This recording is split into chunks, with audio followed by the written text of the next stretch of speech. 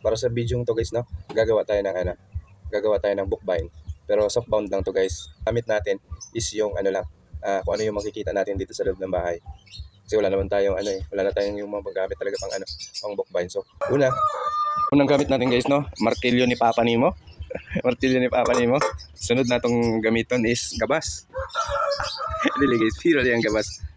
Ruler, dahil and then itong gunting at saka cutter. Kahit gunting lang pwede na, or cutter pwede na. Tapos ito, gagamitin natin glue. Tapos ito, syempre, pang natin, toothbrush. Yung toothbrush na di mo na ginagamit, yung pinaglumaan. Huwag yung ginagamit mo. Huwag yung toothbrush sila, mamala ate mo. Ito, toothbrush, ballpen, lapis, saka extra na na paper cloth. Extra na paper cloth. And then, ito, yung sinulid na tinatago-tago ni mama ni mo nga sinulid. Tinatago-tago nila ante nga sinulid. Maura niya itong gamitan. Alam din guys, roller. And of course, yung wala man tayo pambutas na pambutas na pang binder, kahit pako lang pwede na. Kahit pako lang pwede na. At saka of course yung project na ipang bookbind na to. So, mura lang gamit na to guys, para maka ta. Kaya dali, simulan na natin to. Let's go. Dali, sugdan na. Guys, i-level na to ni guys. No, naka-portrait data guys, no. Kaya na guys, no, binutasan na natin gamit ang pako.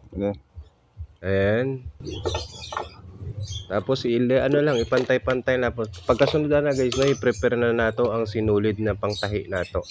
Yan. Yan guys, tahion nato. Mura ra gud tahi og sinina sa buslot nimo nga sinina. Murag ana lang. Yung pagkahuman na nagtahi guys, no. Para na siya, para mas matibay yung ating softbound. Kasi kani dili na ni siya nakaglue. So ang para nakasalalay sa pagtahi. Then pagkahuman na mahuman nato siyang tahi. I-prepare na pud nato ang ang iyahang pang cover.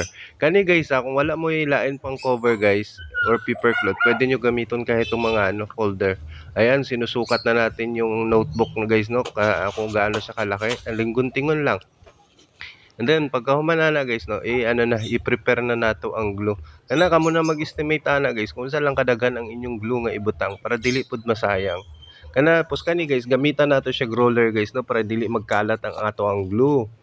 Ya di magkalat at the same time pod limpyo ba kay kanang glue pag din kalat na maghugaw na siya Nya kana idikit na nato tong ato ang cover. Nga butangan lang nato ginya katong dinikitan sa glue guys, no, kay para murag gyud libro tan-awon sa pag ugnya dali ra siya abrihan. And then ayan na, syempre pagka himas-himasin para mapadikit talaga ng gusto yung natin guys. Yung dire gyud magamit nimo ang pagkamaayo nimo paghimas guys. So, and then i-glue na nato ang likod guys, no, and same procedure, gamitan nato siya ruler. And then, again, himas-himas tayo uli. Ayan, lagyan ng lahat.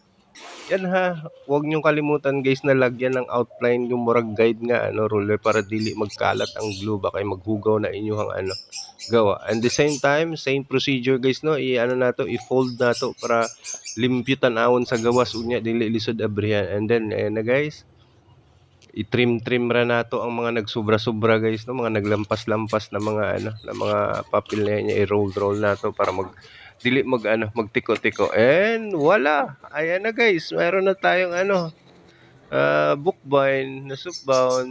Ayan lang, ganun lang kasimple guys, no, sa mga project